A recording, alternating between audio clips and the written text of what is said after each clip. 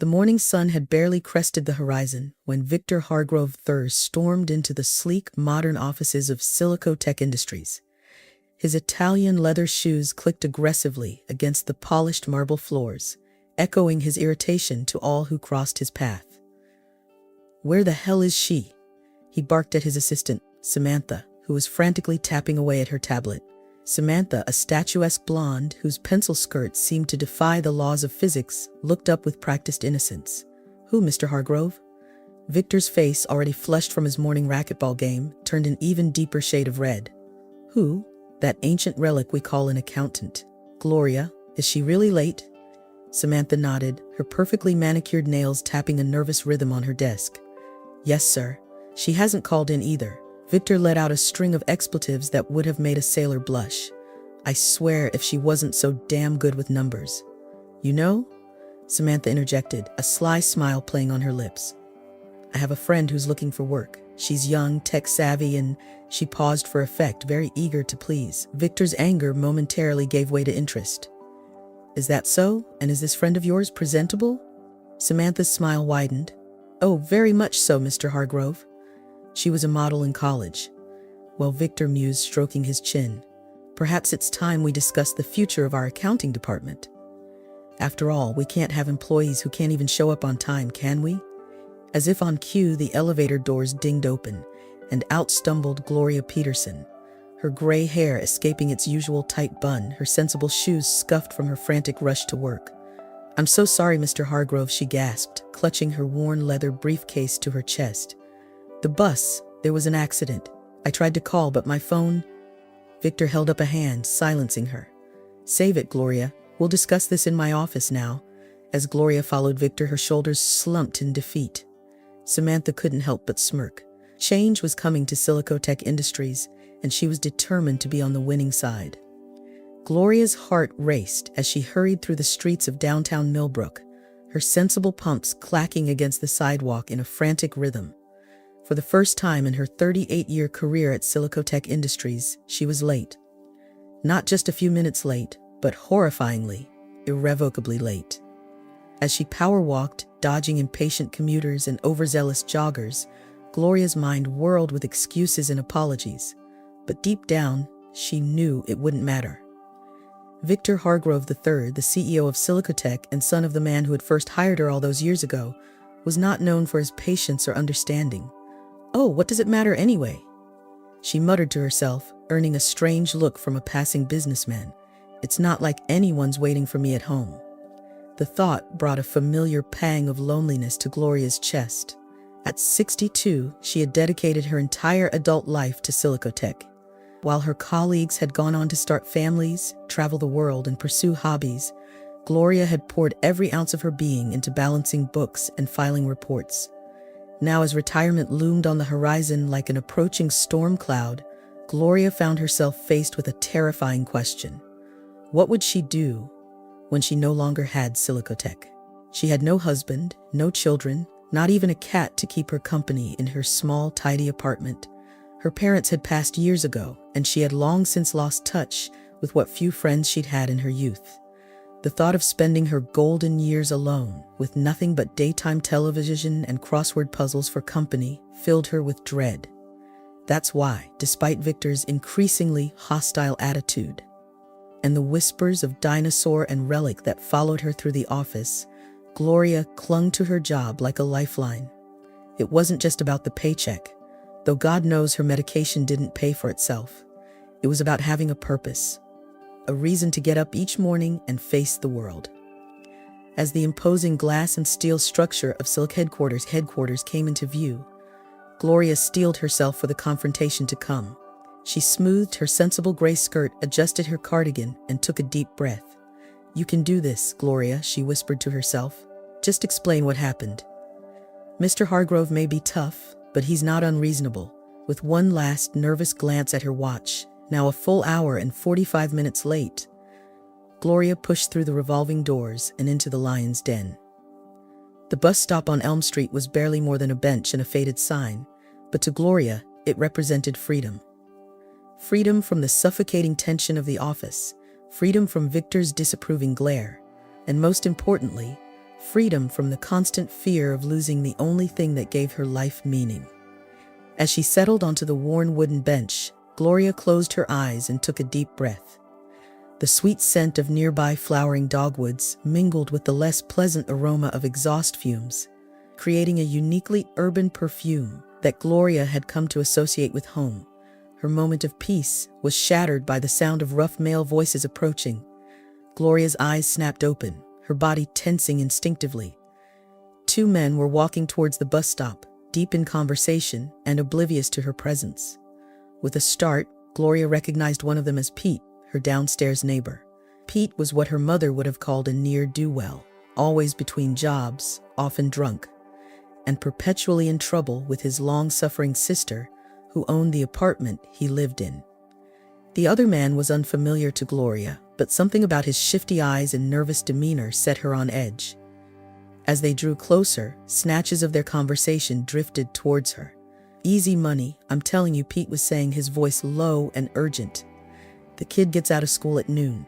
We grab him, make the call, and by dinner time, we're rolling in cash." Gloria's blood ran cold. Surely they couldn't be talking about what she thought they were talking about. The other man, Mitch, Gloria would later learn, seemed less certain. "I don't know, Pete. Kidnapping's serious business. What if something goes wrong?" Pete scoffed. "Nothing's gonna go wrong. The mayor's so busy trying to look good for re-election he's gotten sloppy with security. It'll be a piece of cake." Gloria's mind raced. The mayor's son, little Tommy Henderson, just 10 years old and the apple of his father's eye. She'd seen him on the local news, all freckles and missing front teeth, proudly standing next to his father at community events. As Pete and Mitch continued to discuss their plan in hushed tones, Gloria fought to keep her breathing steady. Every instinct told her to run, to get as far away from these criminals as possible, but something kept her rooted to the spot. Maybe it was her innate sense of justice, or maybe it was the thought of that innocent little boy in danger. Whatever the reason, Gloria knew she couldn't just walk away. Slowly, carefully, she reached into her purse and pulled out her ancient flip phone. With trembling fingers, she tried to dial 911, but to her horror, the screen remained stubbornly dark. The battery, which she had meant to charge the night before but had forgotten in her exhaustion, was completely dead. Pete and Mitch were still talking, oblivious to the panicked woman just feet away from them. Gloria's mind whirled. What could she do? She couldn't just let them kidnap a child. But who would believe her? A lonely old woman, reporting a crime she'd overheard at a bus stop. As the full weight of the situation settled on her shoulders, Gloria made a decision that would change her life forever. With a silent apology to Victor and Silico Tech, she stood up and began to walk, then jog, then run in the direction of City Hall. She might be old, she might be out of shape, but by God, she was going to save that little boy if it was the last thing she did.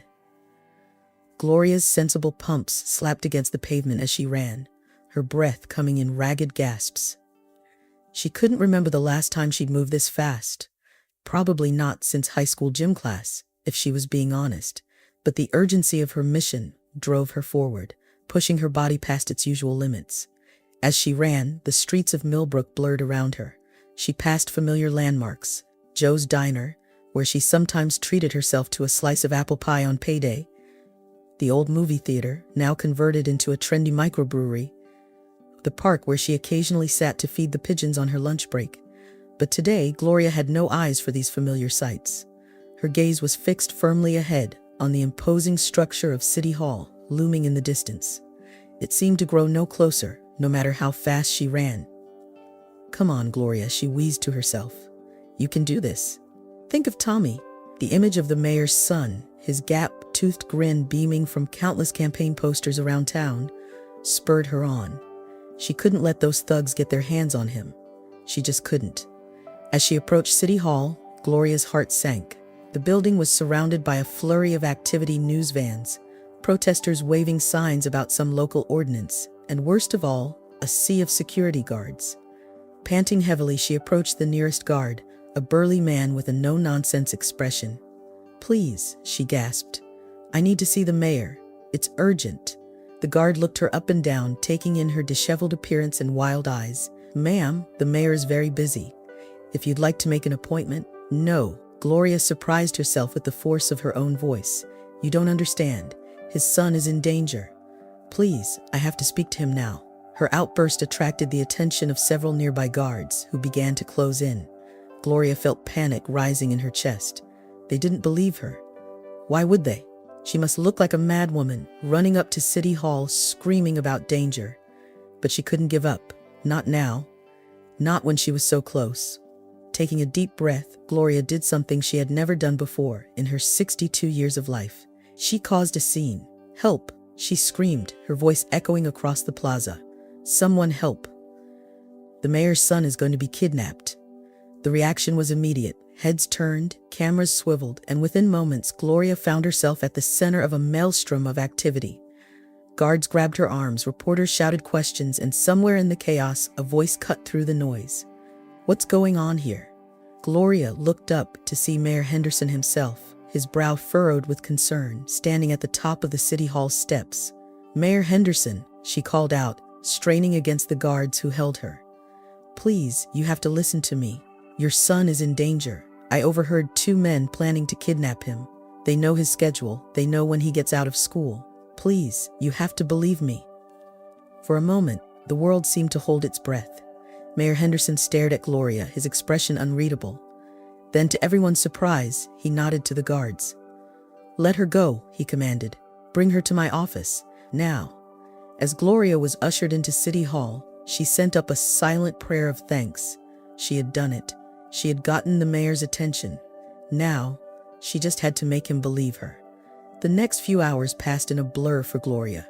After a tense conversation in the mayor's office, during which she recounted every detail she could remember from Pete and Mitch's conversation, things began to move at a dizzying pace. Before she knew it, Gloria found herself in a nondescript van, surrounded by stern-faced men and women with earpieces and bulletproof vests. Across from her sat Mayor Henderson, his face a mask of worry and determination. Miss Peterson, he said, his voice tight with tension. I want to thank you again for coming forward. If what you overheard is true, you may have saved my son's life. Gloria nodded, still somewhat in shock at the turn of events. I just did what anyone would do, she murmured. A woman with close-cropped hair and a no-nonsense demeanor, Agent Roberts, Gloria had heard someone call her, leaned forward. All right, let's go over the plan one more time. At exactly 12 p.m., Tommy will exit the school as usual. Our undercover officers will be in position, but we need everything to appear normal. We can't risk tipping off the kidnappers. Gloria's stomach churned with nervous anticipation. It all felt so surreal, like something out of a movie, not the life of a mild-mannered accountant. As the van pulled up near the school, hidden from view by a conveniently placed delivery truck, Gloria watched the seconds tick by on her watch. 11.58, 11.59. At exactly noon, the school doors burst open and a flood of children poured out. Gloria's eyes scanned the crowd, finally landing on a familiar mop of red hair. Tommy Henderson, blissfully unaware of the danger he was in, bounded down the steps with his backpack bouncing. And then, just as Gloria had described, a nondescript van pulled up to the curb. The side door slid open, and 2 men in ski masks leapt out. Everything happened so fast after that. One moment, the men were reaching for Tommy, and the next, they were surrounded by a swarm of officers, seemingly materializing out of thin air. FBI, freeze!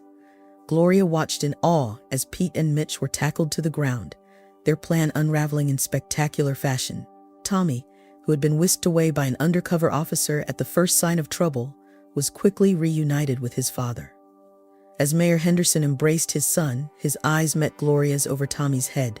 The gratitude in his gaze was palpable, and Gloria felt a warmth spread through her chest. For the first time in years, she felt truly seen, truly valued. The ride back to City Hall was a chorus of congratulations and thank yous.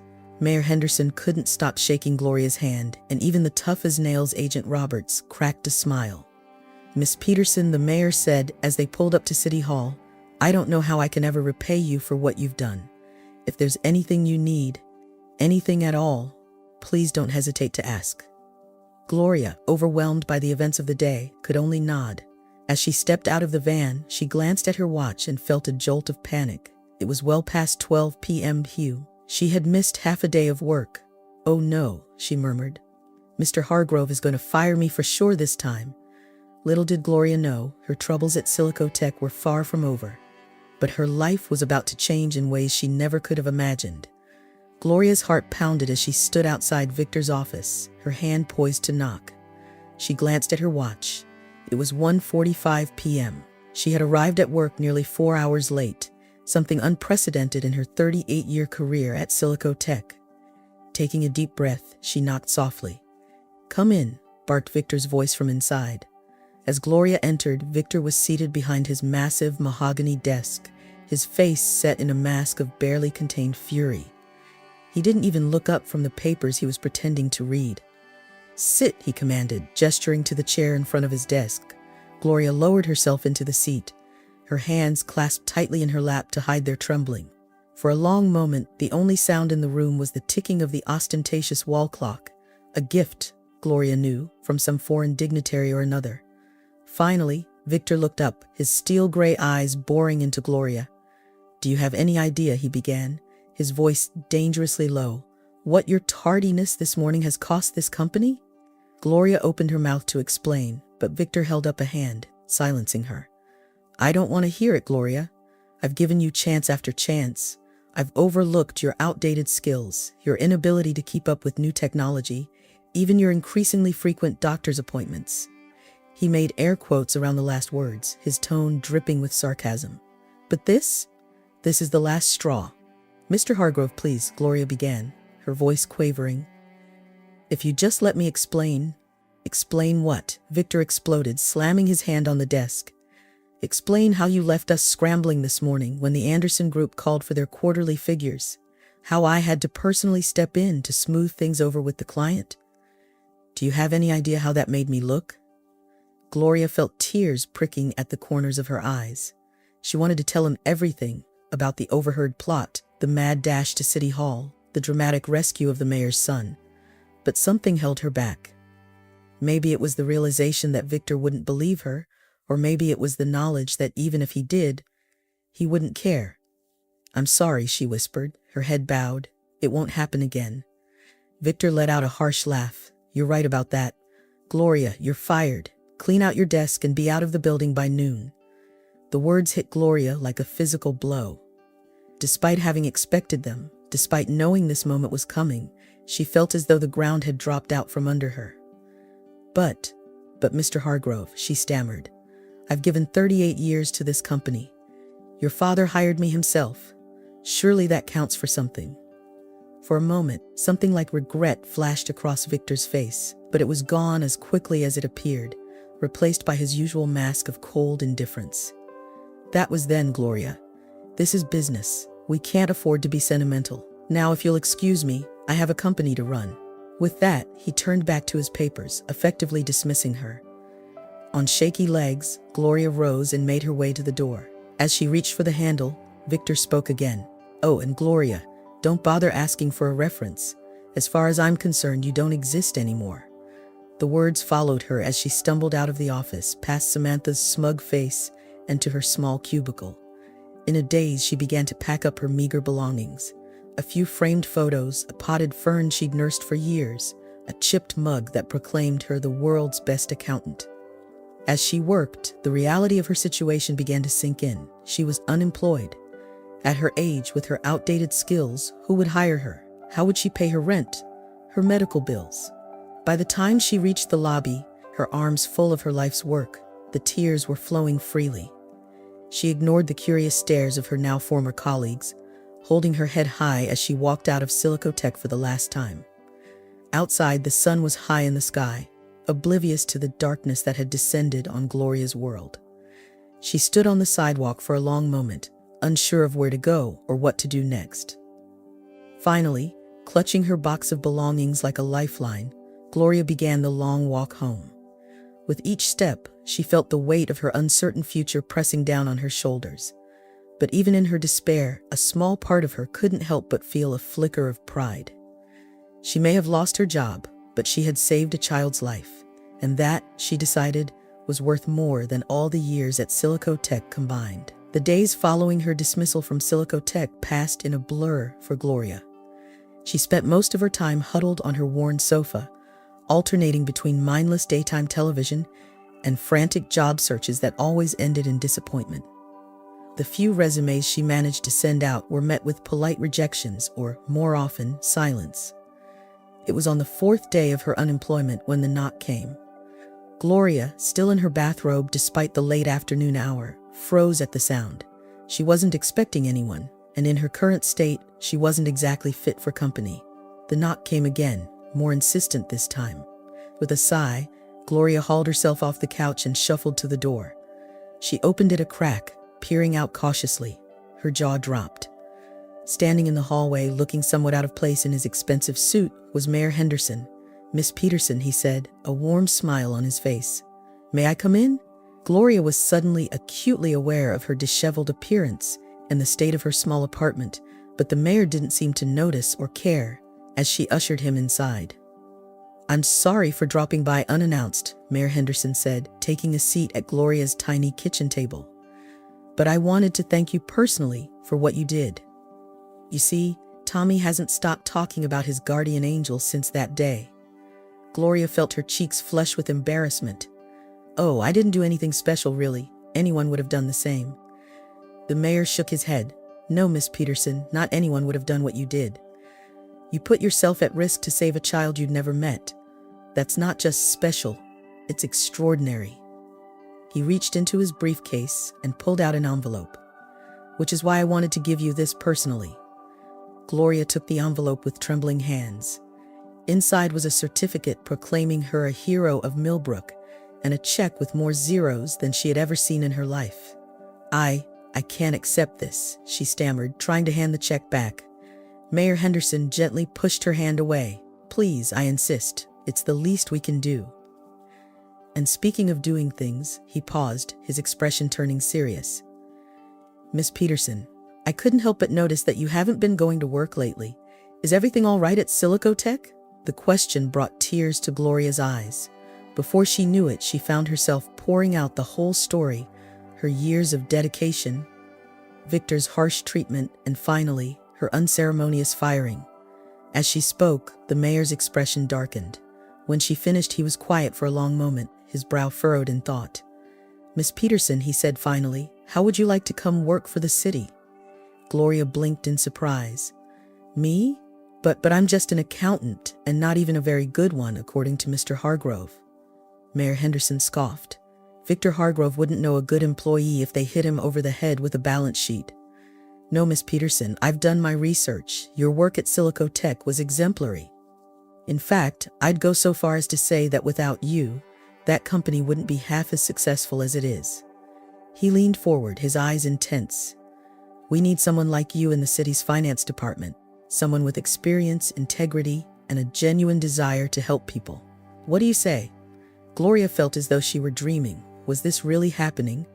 Just days ago she had been certain her career was over, and now, I don't know what to say," she whispered. Mayor Henderson smiled.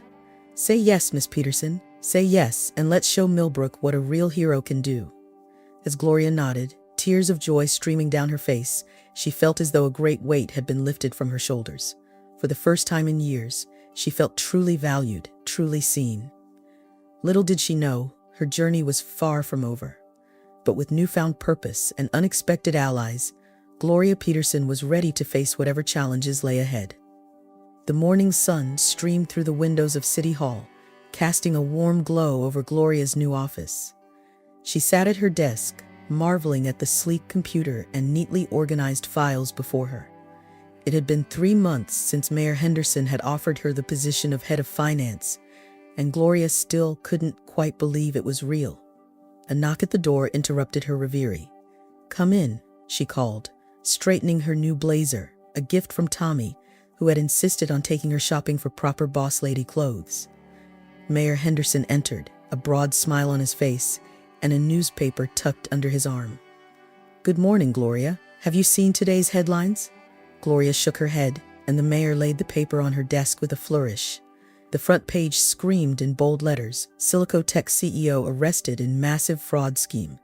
Beneath the headline was a photo of Victor Hargrove being led away in handcuffs, his usually immaculate hair disheveled, his face a mask of fury and disbelief.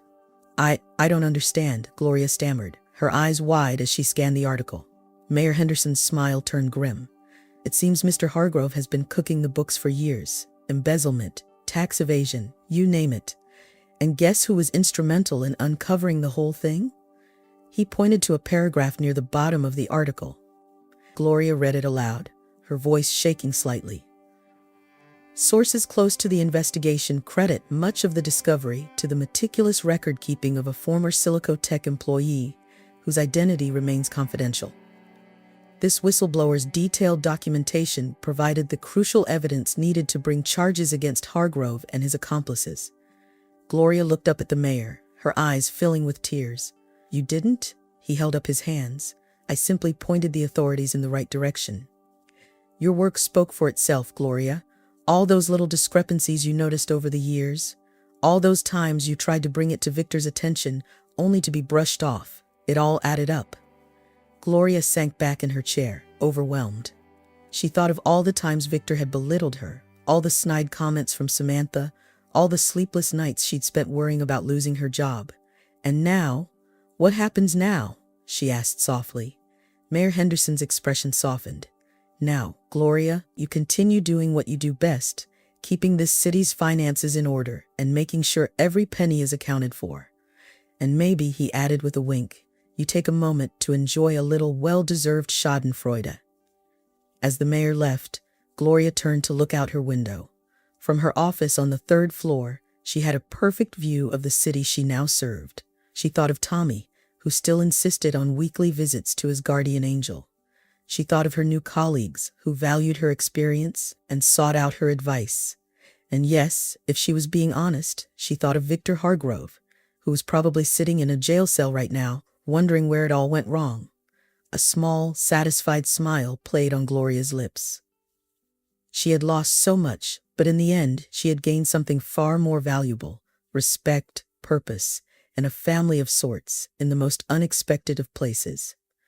As she turned back to her computer, ready to dive into the day's work, Gloria Peterson felt truly content for the first time in years.